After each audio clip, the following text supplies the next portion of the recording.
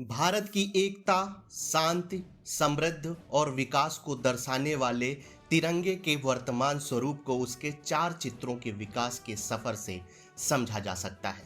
सबसे पहले हम तिरंगे के प्रथम चित्र की बात करेंगे। सन 1904 में स्वामी विवेकानंद की शिष्या भगनी निवेदिता द्वारा इसे बनाया गया था।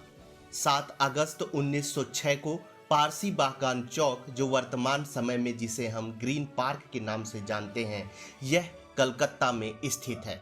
इसे कांग्रेस के अधिवेशन में फहराया गया था। इस ध्वज को लाल, पीले और हरे रंग की क्षैतिज पट्टियों में बनाया गया था। ऊपर की ओर हरी पट्टी में 8 कमल थे और नीचे की लाल पट्टी में सूरज और चांद बनाए गए थे। बीच की पीली पट्टी पर वंदे मातरम लिखा गया था।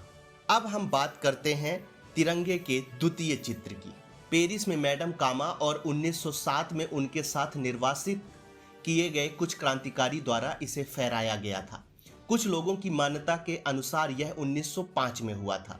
यह भी पहले ध्वज के समान था, सिवाय इसके कि इसमें सबसे ऊपर की पट्टी पर केवल एक कमल था, किंतु 7 तारे सप्तऋषियों को दर्शाते थे। यह ध्वज बर्लिन में हुए समाजवादी सम्मेलन में भी प्रदर्शित किया गया था। अब हम बात करते हैं वर्तमान तिरंगे के तीसरे चित्र की। 1917 में भारतीय राजनीतिक संघर्ष ने एक निश्चित मोड़ लिया। डॉक्टर एनी बेसेंट और लोकमान्य तिलक ने घरेलू शासन आंदोलन के दौरान तृतीय चित्रित ध्वज को फहराया।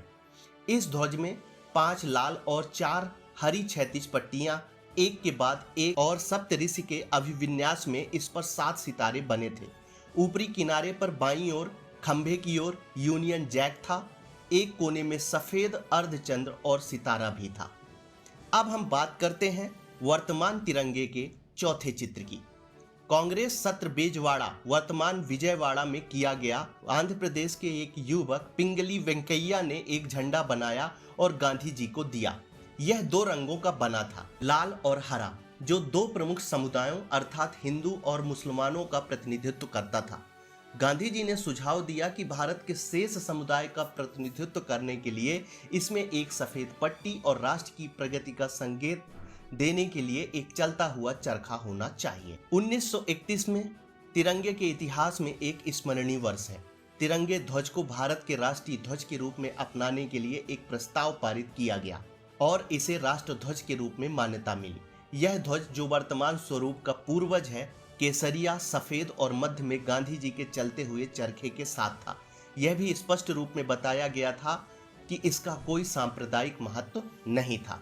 22 जुलाई 1947 को संविधान सभा ने वर्तमान ध्वज को भारतीय राष्ट्रीय ध्वज के रूप में अपनाया। स्वतंत्रता मिलने के बाद इसके रंग और उनका महत्व बना रहा। केवल ध्वज में चलते हुए चरखे के स्थान पर सम्राट अशोक के धर्म चक्र को स्थान दिया गया। इस प्रकार कांग्रेस पार्टी का तिरंगा ध्वज अंततः स्वतंत्र भारत का तिरंगा ध्वज बना। अब हम तिरंगे के वर्तमान स्वरूप की बात कर लेते हैं। गांधी जी ने सबसे पहले 1921 में कांग्रेस के अपने झंडे की बात की थी। इस झंडे को पिंगली वेंकैया ने डिजाइन किया था। इसमें 2 रंग थे, लाल रंग हिंदुओं के लिए और हरा रंग मुस्लिमों के लिए। बीच में एक चक्र था। बाद में इसमें अन्य धर्मों के लिए सफेद रंग जोड़ा गया। स्वतंत्रता प्राप्ति के कुछ दिन पहले संविधान सभा ने राष्ट्र ध्वज को संशोधित किया। इसमें चरखे की जगह अशोक चक्र ने ले ली, जो कि भारत संविधान निर्माता डॉक्टर भीमराव अंबेडकर ने लगवाया था। इस नए झंडे की देश के दूसरे राष्ट्रपति सर्वपल्ली राधाकृष्णन ने फिर से व्याख्या की। 21 फीट लंबे और 14 फीट चौड़े झंडे पूरे देश में केवल 3 किलो के ऊपर फहराए जाते हैं। मध्य प्रदेश के ग्वालियर जिले में स्थित किला उनमें से एक है। इसके अतिरिक्त कर्नाटका के नारकुंड किले और महाराष्ट्र के पनहाले किले पर भी सबसे लंबे झंडे को फहराया जाता है। 1951 में पहली बार भारतीय मानक ब्यूरो ने पहली बार राष्ट्र ध्वज के लिए कुछ नियम तय किए। 1968 में तिरंगा निर्माण के मानक तय किए गए। ये नियम अत्यंत कड़े हैं। केवल खादी या हाथ से काता गया कपड़ा ही झंडा बनाने के लिए उपयोग किया जाता है। कपड़ा बुनने से लेकर झंडा बनने तक की प्रक्रिया में कई बार टेस्टिंग की जाती है। झंडा बनाने के लिए 2 तरह की खादी का प्रयोग किया जाता है।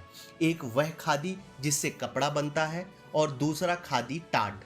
खादी के केवल कपास, रेशम और ऊन का प्रयोग किया जाता है। यहाँ तक कि इसकी बुनाई भी सामान्य बुनाई से भिन्न होती है।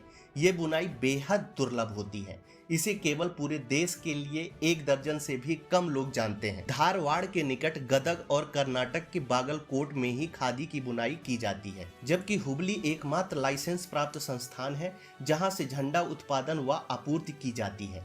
बुनाई से लेकर बाजार में पहुंचने तक कई बार BIS प्रयोगशाला में इसका परीक्षण होता है। बुनाई के बाद सामग्री को परीक्षण के लिए भेजा जाता है। कड़े गुणवत्ता परीक्षण के बाद उसे वापस कारखाने भेज दिया जाता है। इसके बाद उसे 3 रंगों में रंगा जाता है। केंद्र में अशोक चक्र को काढ़ा जाता है। उसके बाद इसे फिर परीक्षण के लिए भेजा जाता है। BIS झंडे की जांच करता है। इसके बाद ही इसे फहराया जा सकता है। अब हम भारत के ध्वज तिरंगे के महत्व को समझ लेते हैं। 3 रंग की क्षैतिज पट्टियों के बीच नीले रंग के एक चक्र द्वारा सुशोभित ध्वज है। इसकी अभिकल्पना पिंगली वेंकैया ने की थी। इसे 15 अगस्त 1947 को अंग्रेजों से भारत की स्वतंत्रता के कुछ दिन पूर्व 22 जुलाई 1947 को आयोजित भारतीय संविधान सभा की बैठक में अपनाया गया था। इसमें 3 समान चौड़ाई की क्षैतिज पट्टियां हैं, जिनमें सबसे ऊपर केसरिया रंग की पट्टी जो देश की ताकत और साहस को दर्शाती है। बीच में श्वेत पट्टी धर्म चक्र के साथ शांति और सत्य का संकेत है और नीचे के गहरे हरे रंग की पट्टी देश के शुभ विकास और उर्वरता को दर्शाती है। ध्वज की लंबाई एवं चौड़ाई का अनुपात 3:2 है। सफेद पट्टी के मध्य में गहरे नीले रंग का एक चक्र है जिसमें 24 तीलियां होती हैं। यह इस बात का प्रतीक है कि भारत निरंतर प्रगतिशील है। इस चक्र का व्यास लगभग सफेद पट्टी की चौड़ी के बराबर होता है। वह इसका रूप सारनाथ में स्थित अशोक स्तंभ के शीर्ष फलक के चक्र में दिखने वाले की तरह होता है। भारतीय राष्ट्र ध्वज अपने आप में भारत की एकता, शांति, समृद्धि और विकास को दर्शाता हुआ दिखाई देता है। राष्ट्रीय झंडा निर्दिष्टीकरण के अनुसार झंडा खादी में ही बनना चाहिए। यह एक विशेष प्रकार से हाथ से काते गए कपड़े से बनता है जो महात्मा गांधी द्वारा लोकप्रिय बनाया गया था। इन सभी विशिष्टताओं को व्यापक रूप से भारत में सम्मान दिया जाता है। भारतीय ध्वज संहिता के द्वारा इसके प्रदर्शन और प्रयोग पर विशेष बातें बताई गई हैं।